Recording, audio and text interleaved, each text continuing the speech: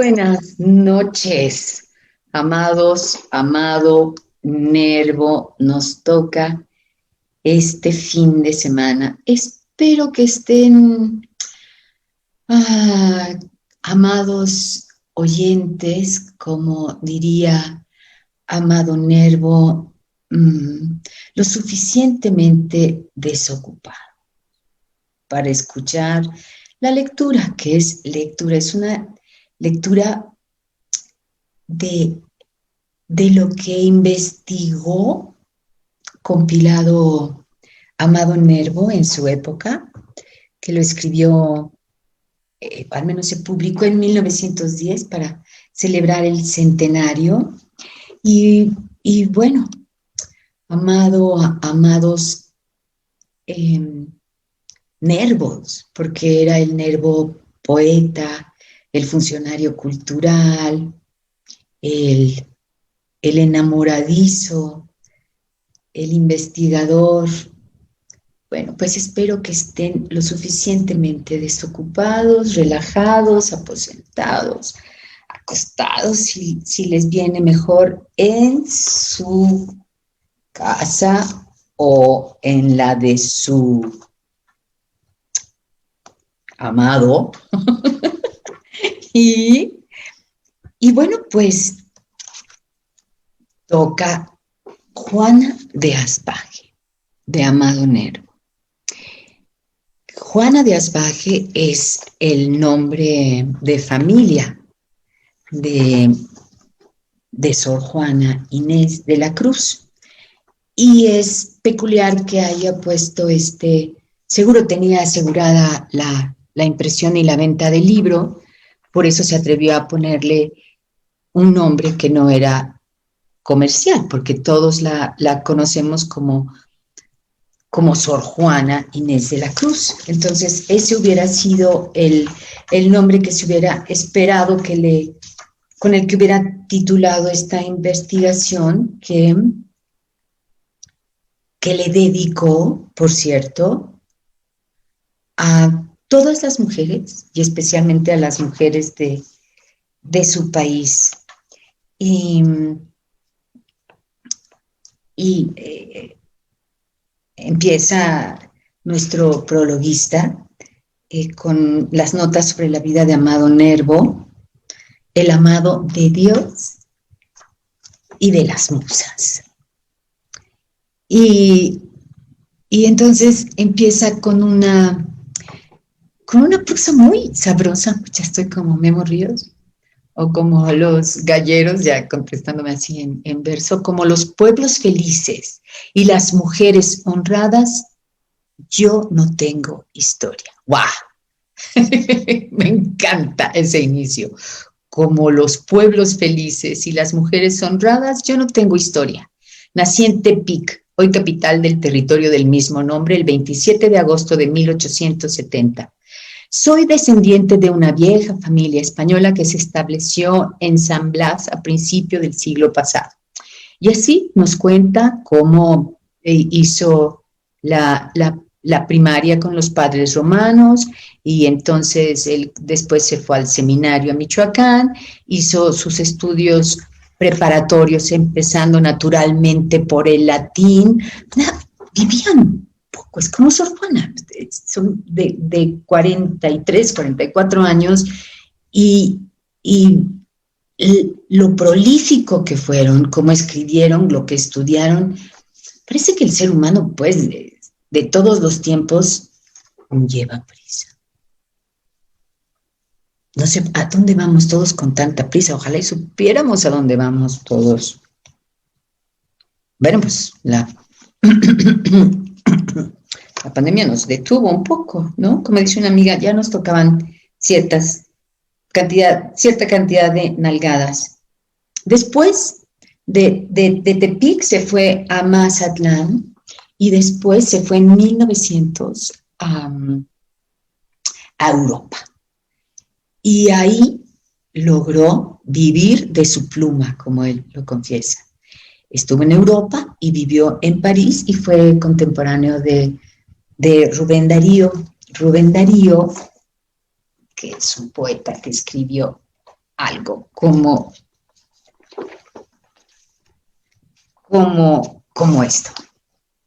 Joven, acérquese acá. ¿Estima usted su pellejo? Pues escúcheme un consejo que me lo agradecerá. Arroje esa timidez al cajón de ropa sucia y por un poco de argucia de usted, toda su honradez. Salude a cualquier pelmazo de valer y al saludar acostúmbrese a doblar con frecuencia el espinazo. Diga usted sin ton ni son y 1000 veces, si es preciso, al feo que es un narciso y al zopenco Salomón. Que el que tenga el juicio leso o sea mal encarado, téngalo usted de contado que no se enoja por eso. Al torpe, déjele hablar, sus torpezas disimule y adule y adule sin cansarse de adular.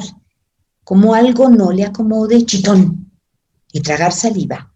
Y en el pantano en que viva, arrástrese aunque se enlode, y con que bece al que baje y con que al que suba inciense, el día en que menos piense, será usted un personaje. ¡Wow! Eso es ironía. No, bueno, pues así se las pintaban. Así se las pintan unos y otros. Esa es la cualidad del artista y la cualidad y la calidad de los poetas y estos hombres que son verdaderamente características de todos los tiempos, ya sea de los actuales. Hay unos menos irreverentes que otros, pero como Sor Juana, de pronto tenía un humor bastante ácido y no tanto su humor como su nivel de romanticismo, pero allá iremos poco a poco. Entonces muere su padre y volvemos a Amado Nervo, ya dejamos a Darío, su amigo, que de esas se las gastaban, nada más se los leí para que vieran cómo se las gastaban. Y entonces muere su padre y la madre lo manda a un colegio de Jacona junto a la señorial Zamora en Michoacán. Y cuando él supo que iba a ir a la escuela, hay dos versiones de esto que escribió, que dice, son dos versiones de la misma redondilla, pueden ser escritas por versiones de los oyentes, pues. Con mi chaqueta de drill y mi pantalón de lona, en este traje me voy al colegio de Jacona. Y luego la otra versión, una versión dicen que es que la tía y la otra el hermano. Vestido de casimiri con zapatos de lona, mañana voy a partir al colegio de Jacona. Tenía 13 años y ya versaba. Y luego nos dice una vez más nuestro prologuista, que es Aureliano Tapia Méndez, porque el libro apareció en 1995 en Monterrey, ahorita vamos yendo. Dice, hace muchos años, en la sombría calleja de cierto hermoso pueblecillo de Michoacán, al pie de alto edificio pintado de rojo y precedido de gran jardín frente a una puerta ojival, se detenían y apeábanse de sendas cabalgaduras un hombre cincuentón, robusto, bello, con gran barba fluvial que le caía sobre el pecho, y un niño de 13 años que debía mostrar en su rostro ligeramente pálido la fatiga de la jornada de 18 leguas hechas a caballo por las interminables y polvorosas carreteras llenas de huellas. Para llegar a aquella casa que empezaba a embozarse en sombras clareadas a trechos por la viva luz de las ventanas, a aquella casa que era un colegio fundado por célebre sacerdote mexicano, el viejo y el joven habían hecho 5 días de camino, 3 días en diligencias y 2 a caballo, desde la febril costa abanicada por palmas y y datileros de oro hasta el interior de la República recogido y un poco melancólico. Sonó el viejo, el aldabón, y el niño sintió que en su alma repercutían las vibraciones metálicas del aldabonazo. Antes de llegar, un sacerdote había salido a su encuentro. Era joven, de aspecto distinguido y ademán enérgico y noble, con no sé qué decisión rápida en sus gestos, de ojos oscuros, llenos de luz y de bondad. El viejo saludó y presentó al niño, a quien el sacerdote echó con movimiento franco y cordial un abrazo alrededor del cuello. Luego, con ese don de gentes propio de los verdaderos educadores, desvaneció la zarajeña timidez del recién venido dirigiéndole afectuosas bromas paternales. A ver, esos conejos, díjole de pronto a tiempo que le hacía encoger el brazo derecho. Los conejos no parecían conejos. Se anunciaban apenas con hinchazón leve de músculos. Hay que hacer gimnasia, añadió. Y de seguida introdújole a la gran sala luminosa, que era el refectorio donde a la sazón comían los internos, los grandes, los chicos y los medianos provenientes de todas lejanas tierras. Aquel sacerdote era el doctor en filosofía, teología, derecho canónico, don José Mora, rector del Colegio de San Luis Gonzaga de Jacona en el estado de Michoacán. El viejo de la barba fluvial era tío del adolescente a quien traía de la casa paterna a los muros tutelares del plantel a través de un viaje de 5 días. En cuanto al nuevo pupilo, era nada menos que un servidor de ustedes, limpio aún de todos los barros del mundo. Húmeda todavía el alma de los besos y las lágrimas de la madre ausente, claro y diáfano como un cristal, y muy ajeno de presentir las andanzas peregrinas que le esperaban en la selva oscura de la vida. Sigámoslo de cerca. Es la invitación que nos hace a seguirlo. Enamoradizo. Es clásico de las escuelas religiosas, pues, que está el colegio de mujeres, el colegio de hombres, cada colegio tiene su capilla y hay una iglesia común. Y bueno, se enamoró de una niña que estaba en el colegio de las niñas y los cacharon. Y fue tremendo porque el director era, pues, tremendo, era toda una autoridad y los juntó y les dijo, ¿con qué estas cartas de amor, qué significan? Estaba prohibidísimo. ¿Cómo iba a ser eso? Pues, ¿no? Y entonces les dijo que sin remedio, pues, los tendría que casar porque no, estaban haciendo algo que estaba prohibido y que esa era la manera de resolverlo. Pues, por supuesto, los dos sintieron pasos y los verdaderamente los apanicó, y entonces les dijo que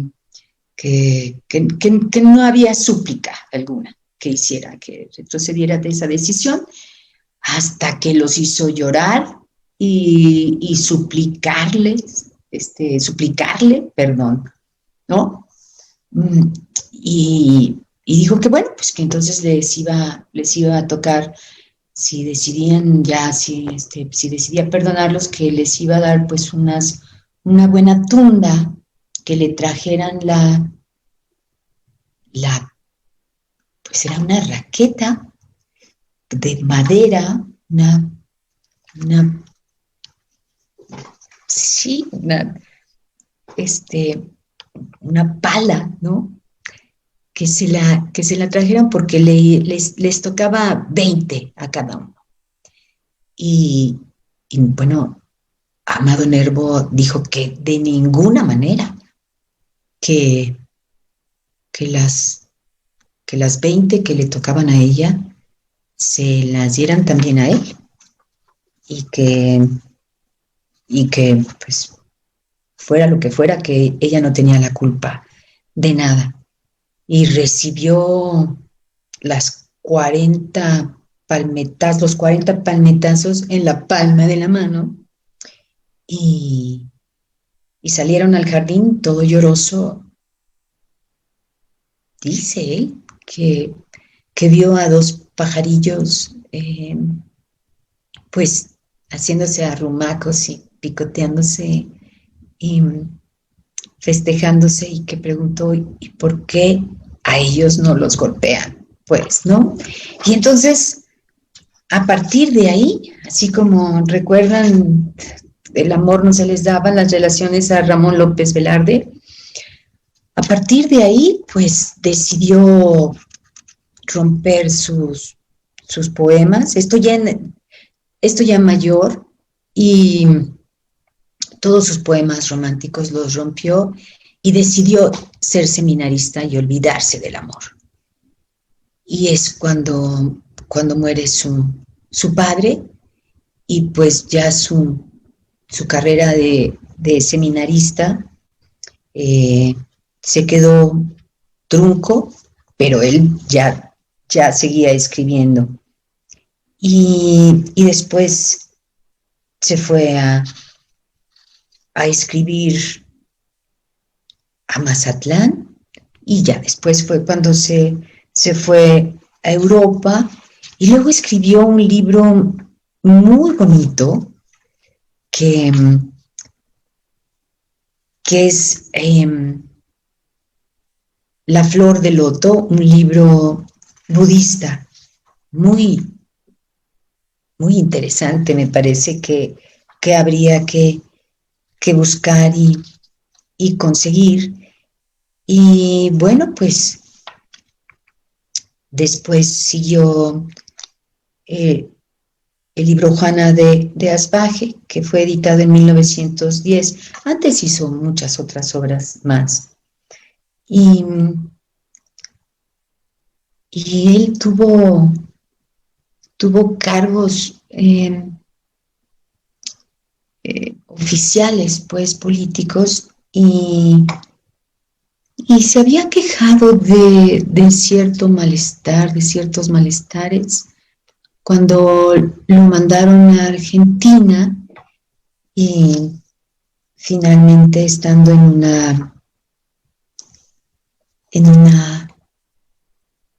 una celebración, en un festival de niños recién llegado a Argentina, se puso mal, muy mal, se lo llevaron al hospital y falleció, y luego fue todo una travesía diplomática de Argentina a Cuba y de Cuba a México, escoltado por buques de guerra. Y bueno, cuentan que le llevaron al padre y que él sintió alivio porque todos eran realmente muy, muy, muy, muy religiosos. Y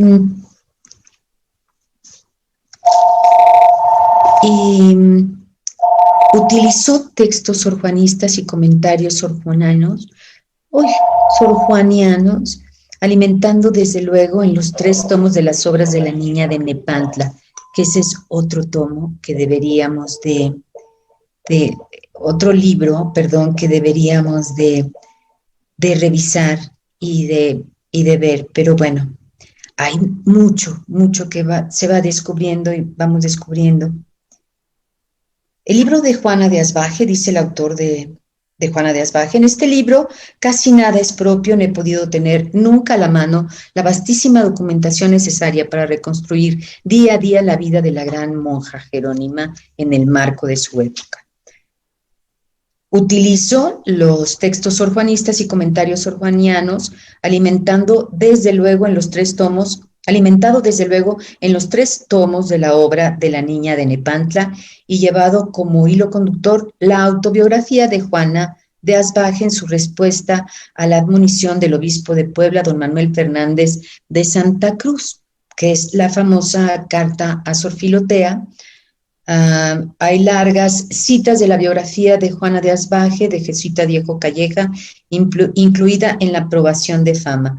A quien le interese el tema, sería bueno que leyeran la respuesta a Sor Filotea, que era nada más ni nada menos que Manuel Fernández de Santa Cruz, el obispo de Puebla, y que fue quien la reprendió porque ella hizo un análisis sobre un sermón de un padre llamado Vieira y, y realmente les molestó mucho a la curia que una mujer se atreviera a cuestionar a un filósofo como Vieira acerca de las finezas de Cristo ante su crucifixión.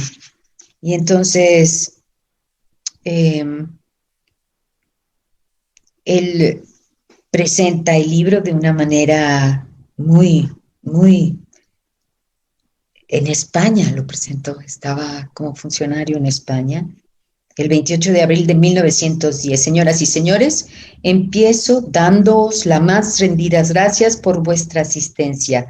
He deseado que vinierais porque se trataba de exaltar y glorificar a una de las más extraordinarias mujeres que han pasado por nuestra raza, y mi primer galantería para con ella, para con su ánima luminosa, debía ser congregarle un auditorio tan selecto y distinguido como vosotros. Y chorero, bueno, ya saben, diplomáticos. Y este ejemplar de Sor Juana, o sea, que era conservado, se encontró en la Capilla Alfonsina de Monterrey, que tiene esta dedicatoria y acostumbraban a hablar mal y juzgar. Como prosista, Nervo no llegó a culminar. Siempre el asunto es superior al desempeño. No es su prosa como la de Darío, la de los raros peregrinaciones o tierras solares. Prosa de poeta con virtud puramente literaria. La de Nervo vale lo que dice, y Nervo tiene, en cambio, un don de contar que resaltaba eminentemente en su conversación, comunicado a su prosa, basta para salvarla. O sea, esa manera tan sabrosa de su prosa. Y continúan dándole. No es un libro que encierre ningún hallazgo de investigación en la parte biográfica. Tampoco penetra por sus propios pasos en la exégesis de la obra. No pone en juego los recuerdos de su sensibilidad para comunicarnos el estremecimiento de la emoción redivida. No aprovecha las virtudes de la imaginación para interpretar el acto creador en los momentos cenitales. Con todo y luego corrigen, pero se dan durísimo. Y después de esta crítica, hay un largo comentario literario biográfico del perfecto Méndez Padilla, de La Última Vanidad. Tomamos estas líneas sobre Juana de Asbaje, en este libro bellísimo en que se realzan los dotes admirables de Sor Juana en la poesía, la filosofía, la música y la pintura y la cocina y la filosofía. Tiene una conversación con Sor Juana sacando las respuestas de las obras mismas de la célebre poetisa. Eso es lo interesante de lo que escriben ellos, por ejemplo, Amado Nervo, de lo que escribe sobre él, y la misma Sor Juana de lo que escribe sobre ella. Nos enteramos cuando le contesta toda esta respuesta a Sor Filotea, y nos hace un retrato hablado de ella verdaderamente cargado de conocimiento, y donde pues apalea a toda la curia masculina, aunque también mmm, eh, hay, hay, hay palabras muy, muy lindas que usa, tentacioncillas, por ejemplo, ¿no? Así en tono despectivo que utilizan para hablar. Concluyó este libro Juana de Asbaje en un repique glorioso que rompió el silencio secular que tenía casi sepultada la musa mexicana, y es también el primer monumento literario levantado por un mexicano en honor de Sor Juana Inés de la Cruz. La hicieron escribir con sangre su, su, su aplicación, su lejanía a las letras, a los libros, y se iba a dedicar más a las monjas, a su tarea con Dios, con su verdadero esposo, y, y no volvió a escribir. Y fueron los 3 últimos años, 651, 1695, desde 1693, que es 92, cuando firma, ya no vuelve a escribir más nada y se dedica plenamente a atender a las hermanas, de las cuales se había quejado terriblemente, que no soportaba. Y era, tenía su carácter. Y entró una peste al convento y ella, kamikazemente, podríamos decir, se dedicó a cuidarlas hasta que adquirió la peste y, y murió, sí. Dice Amado Nervo: en este libro casi nada es propio. Con ajenos pensares pienso y vibro, y así, por no ser mío y por acopio de tantas excelencias que en él copio, este libro es quizá mi mejor libro. Y ya nos cuenta de, ahora que nos acercamos a la celebración del centenario, por qué Sor Juana, y aquí es donde dice que yo les repetí: por lo mismo ruego a los desocupados que me sigan a través de las páginas apulilladas de un volumen encantador que he de ir desglosando de los 3 tomos de las obras de la 10ª musa, así como en mis excursiones por las innumerables páginas a ella en innumerables libros dedicados.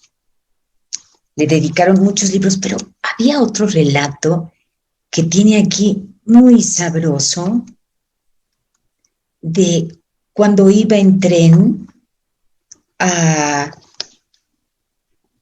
a, a Nepantla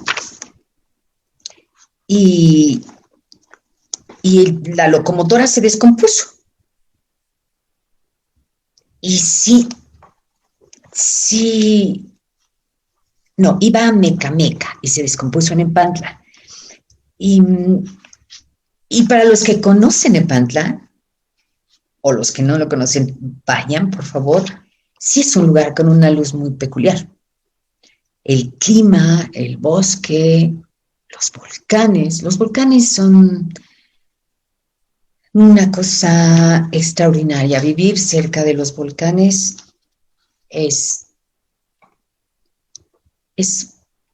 lo hace un lugar peculiarmente energético, ¿no? Podríamos decir, como Tepos. Y bueno, ahí está el lugar, la iglesia el convento, además, donde bautizaron, y está la pila del bautizo de Sor Juana, y es una iglesia muy, muy acogedora, muy, muy imponente. Dedico este libro a las mujeres todas de mi país y de mi raza.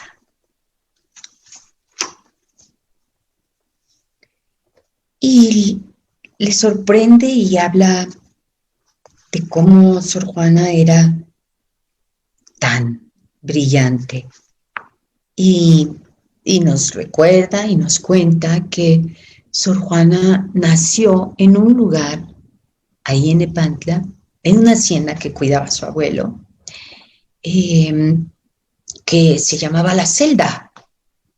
Y luego vivió en una celda. Bueno, no, en realidad tenía 2 celdas, porque era una mujer muy afortunada. Le pagaban por escribir y, y recibía regalos ostentosos, igual que ella los daba.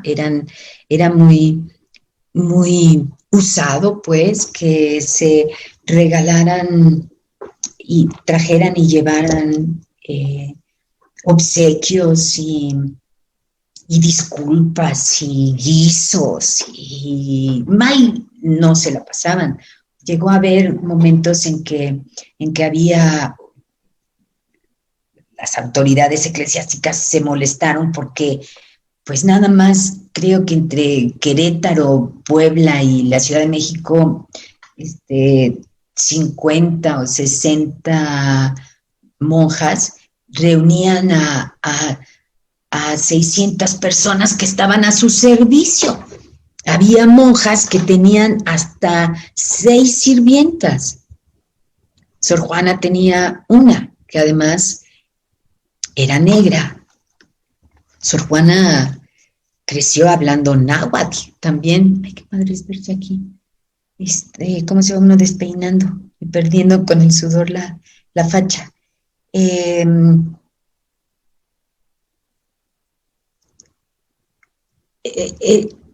esto que escribe es de la carta y ella cuenta cómo no había cumplido los 3 años de mi edad cuando, enviando mi madre a una hermana mía mayor que yo a que se enseñase a leer en una de las que llaman amigas, así se llamaban las escuelas únicas donde tenían el privilegio nada más las niñas que tuvieran la oportunidad de estudiar en las escuelas amigas, y eran como que pues para pintar, bordar, cocinar, tejer. Y ella se fue a escondidas y, y le dijo que su mamá la había mandado a la escuela, y nos cuenta en todo acuérdome que en estos tiempos, siendo mi golosina, la que es ordinaria en aquella edad, me abstenía de comer queso, porque oí decir que hacía rudos, y podía conmigo más el deseo de saber que el de comer, siendo tan poderoso en los niños. Y se cortaba el cabello. Por ejemplo, si no aprendía lo que ella se había asignado, si no cumplía la meta, se cortaba el cabello, porque el cabello es adorno y no podía permitir que una cabeza tan burra fuera adornada por el cabello, y se lo cortaba. Era disciplinada, era obsesiva. Imagínense llevar la administración del convento. Bueno, a mí me parece una tarea verdaderamente complicada. Lean, por favor, no quiero ser anticlimática leyendo todo esto, pero cuenta cómo empecé a depender gramática, en que creo no llegaron a 20 las lecciones que tomé, y era tan intenso mi cuidado que, siendo así que en las mujeres, y más en tan florida juventud, es tan apreciable el adorno natural del cabello, yo me cortaba de él 4 o 6 dedos, midiendo hasta dónde llegaba antes, e imponiéndome ley de que, si cuando volviese a crecer hasta allí no sabía tal o cual cosa que me habían propuesto desaprender en tanto que crecía, me lo había de volver a cortar en pena de la rudeza. Sucedía así que él crecía a prisa y yo aprendía despacio, y con efecto le cortaba en pena de la rudeza que no me parecía razón que estuviese vestida de cabellos cabeza que estaba tan desnuda de noticias, que era más apetecible adorno. Y así vamos a ir jugando con lo que escribe Amado Nervo y Sor Juana. Y para probar las plumas, instrumentos de mi oficio, hice versos como quien hace lo que hacer no quiso. Llega a decir en alguna ocasión que ella versaba y hablaba en verso y que ella pensaba originalmente que todos escribían y hablaban en verso, hasta que se dio cuenta que no, que nadie tenía tal conocimiento ni tal afición a la lectura, no la mayoría, pues, aunque en aquella época atrasada, todo el mundo incitó a Sor Juana a versificar, a discurrir, a pensar, con excepción quizá del obispo de Puebla, Sor Filotea de la Cruz, Manuel Fernández de Santa Cruz, quien con las enaguas de Sor Filotea de la Cruz le dijo las famosas palabras: mucho tiempo ha gastado vuestra merced en el estudio de los filósofos y poetas. Ya será razón que se perfeccionen los empleos y se mejoren los libros. Aquí se ha de referir a los libros de la administración. Y de aquella prelada muy santa y muy cándida que le ordenó, o sea, Sor Filotea, la prelada muy santa y muy cándida, que le ordenó se abstuviera de estudiar. Las virreinas Marquesa de Mancera y Condesa de Paredes, que fueron gracias a quienes recibió el apoyo y gracias a que se publicó su Inundación Castálida en España, o sea, gracias a ellas, ella tuvo renombre, porque si no hubieran estado entre Aguiar y Seijas, que era el arzobispo que no soportaba a las mujeres, si por alguna razón accidental alguna mujer se posaba sus pies en el quicio de la casa del arzobispado, lo mandaba a cambiar. Éramos el chamuco para él. Las virreinas Marquesa de Mancera y Condesa de Paredes, ambas fueron reinas del mundo virreinal, pero una era la Marquesa de Paredes y la otra era la Condesa de la Marquesa de Mancera y la Condesa de Paredes. Fueron damas inteligentísimas y amigas de las letras, y en general abundaron en México las mujeres avisadas e instruidas. Balbuena, el español, en su grandeza mexicana, las califica de, fíjense qué bonito, hermosísimas y gallardas damas, discretas y corteses entre todas las del mundo. Estas mexicanas, entre ellas, y sabemos de algunas, como doña María de Estrada Medinilla, doña Ana Zúñiga y las monjas Ana de Regina y otra del convento de la Concepción, que cita Sor Juana misma con mucho elogio, que ya las quisiéramos para un día de fiesta. Oh, cuán frágil se muestra el ser humano en los últimos términos fatales, donde sirven aromas orientales de culto inútil, de resguardo vano. Solo a ti respetó el poder tirano, oh gran Filipo, pues con las señales que ha mostrado que todos son mortales, te ha acreditado a ti, soberano. Conoces ser de tierra fabricado este cuerpo. Veo una avalancha. Y que está con mortal guerra el bien del alma en él aprisionado, y así subiendo al bien que el cielo encierra, que en la tierra no cabes, has probado, pues aún tu cuerpo dejas porque es tierra.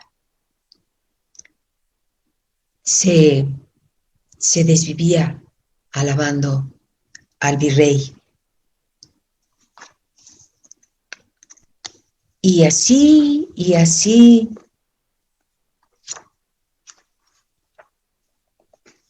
su vida en el claustro.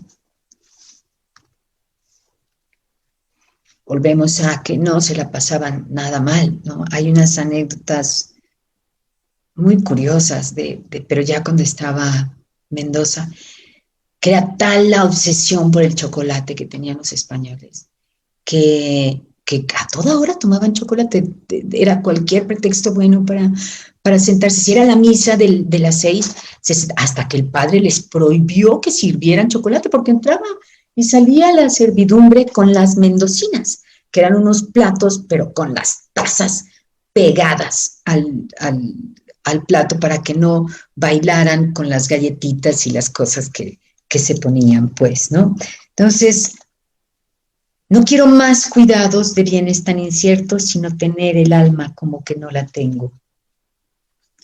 Y esto era porque se quería desprender de las atenciones. Y luego habla de las casas ricas, a los conventos iban y venían los chismes de las sirvientas, y a la misma excelentísima señora enviándole con un... Sor Juana regalaba, por cierto, a las virreinas con refinamientos de repostero, así como también con presentes muy diversos. Abundan los romances en que glosa tales envíos como aquel, a la misma excelentísima señora enviándole un zapato bordado según estilo de México y un recado de chocolate, y que empieza donosamente así: tirar el guante, señora, es señal de desafío, con que tirar el zapato será muestra de rendido. O sea, rendida a sus pies.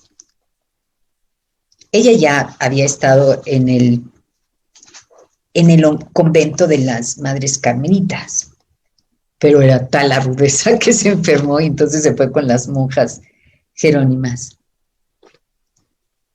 Y yo quiero nada más que se la imaginen. Por cierto, volvemos al amor. Amado Nervo, estando en Buenos Aires, logró enamorarse y el amor le duró unas semanas, porque acababa de llegar a Buenos Aires. Y su enamorada le dio a un propio su último poemas. ¡Qué vida! Su misterioso y casto amor es este capítulo. Cuando fuera amor te vía, no merecí de ti palma, y hoy que estás dentro del alma es resistir valentía. Córrase pues tu porfía de los triunfos, ocupas tirano el alma sin resistillo, tienes vencido el castillo e invencible el castellano. ¿Amó alguna vez de amor? Porque ya sabe todo lo que le han achacado a la pobre. Bueno, que cómo que se amaba así era porque era lesbiana. No, que es curioso, no sé. Sí. En fin. ¿Amó alguna vez de amor? Dicen que sí. Que cierto caballero allá cuando tenía 17 años y era dama de honor de la marquesa de Mancera, doña Leonor Carreto, se le adentró en el corazón logrando inspirarle un gran afecto. Añaden unos que este gentil hombre estaba muy alto para que Juana Hidalga, pero pobre, pudiese ascender hasta él. Y luego hay otras versiones, que porque Amado Nervo no lo dice, pero hay otras versiones históricas donde dicen que ella era hija bastarda. Pero bueno, pero como era hija bastarda, también ella no podía casarse, a más de que no tenía la clase para estar entre la corte, pues, ¿no? Pero con ese inteligencia, en fin, es una época que concebir las restricciones y lo que podría pasar, o sea, no puedo imaginarme cuando le cayó la Santa Inquisición, ¿no? Con Sor Filotea de la Cruz y la hizo firmar con sangre. Dicen que sí, pero pobre pudiese ascender hasta él. Otros dicen que se murió en flor cuando iba a posarse sobre sus manos unidas la bendición que ata para siempre, es decir, que él fue el que murió. Juana de Asbaje, inconsolable, buscó alivio en el estudio y en el retiro. ¿Cuál otro duque de Gandía pudo exclamar: no más servir a Señor que se me pueda morir? Yo no estoy de acuerdo con esta postura de que alguien con un carácter como el de Sor Juana Después que nos cuenta que se iba clandestina a la escuela, que le propuso a su madre vestirse de hombre para que entrara a la Real y Pontificia Universidad, ya parece que por un desaire amoroso iba a invalidar su vida. Quizá lo más propio sería creer que lo hizo para estudiar, para poder realmente estudiar, porque no había posibilidades de que las mujeres tuvieran oportunidad de medio leer, medio saber escribir. Y ella con su poder, pero de pronto sí escribe unas cosas que son, bueno, sí, quizás cursi esta tarde, mi bien, cuando te hablaba, como en tu rostro y tus acciones vía, como en tu rostro y tus acciones vía, que con palabras no te persuadía, que el corazón me vieses deseaba, y amor que mis intentos ayudaba, venció lo que imposible parecía, pues entre el llanto que el dolor vertía, el corazón deshecho destilaba. Baste ya de rigores, mi bien, baste. No te atormenten más celos tiranos, ni el vil recelo tu quietud contraste con sombras necias, con indicios vanos, pues ya en líquido humor viste y tocaste mi corazón deshecho entre tus manos. ¡No! O sea, se imaginan el llanto, ¡wow! Los reproches, ¿no? Es, ¿cómo, cómo entender el amor? Yo puedo decir que, que tengo un amor muy especial hacia ella, pues, si es que hay amor especial o diversos tipos de amor, pero ¿cómo podría amar a alguien como Sor Juana? Pues que hay poemas que le encargó un viudo. Estos muros que ves, que es verdaderamente un poema dolorosísimo, ¿no? Entonces, por ejemplo, dice aquí Amado Nermo, que del amor de Sor Juana no duda, por cierto, don Marcelino Méndez y Pelayo, quien le dedica una página de tal suerte interesante y bella que no copiarla fuera ingratitud, para con aquellos de nuestros lectores que por azar no la hayan catado. Fue mujer vehemente y apasionadísima en sus afectos, y sin necesidad de dar ascenso a ridículas invenciones románticas ni forjar novela alguna ofensiva en su decoro. Difícil era que con tales condiciones dejase de amar y ser amada mientras vivió en el siglo. Es cierto que no hay más indicios de sus propios versos, pero estos hablan con tal elocuencia y con voces tales de pasión sincera y mal correspondida o torpemente burlada, tanto más penetrantes cuanto más se destacan del fondo de una poesía amanerada y viciosa que solo quien no esté acostumbrado a distinguir el legítimo acento de la emoción lírica podrá creer que se escribieron por pasatiempo de sociedad o para expresar afectos ajenos. Aquellos celos son verdaderos celos, verdadera recriminación, verdaderas recriminaciones, nunca y menos en una escuela de gusto de tan crespo y enmarallado como el barroco. Mas cuando, ay, gloria mía, mereceré gozar tu luz serena, ¿cuándo llegará el día que pongas dulce fin a tanta pena? ¿Cuándo veré tus ojos dulce encanto y de los míos quitarás el llanto? ¿Cuándo tu voz sonora herirá mis oídos delicada y el alma que te adora de inundación de gozos anegada a recibirte con amante prisa saldrá a los ojos desatada en risa? ¿Cuándo tu luz hermosa revestirá de gloria mis sentidos? ¿Y cuándo yo, dichosa, mis suspiros daré por bien perdidos, teniendo en poco el precio de mi llanto que tanto ha de penar? ¿Quién? ¿Quién goza tanto?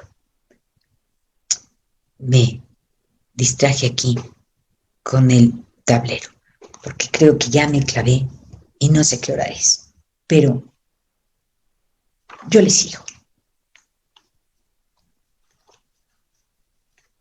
Déjenme ver qué hora es. Ya nos pasamos por 3 minutos. Bueno, pues me quedó pendiente un cachito por comentarles, pero ya, con esta me despido. Chao.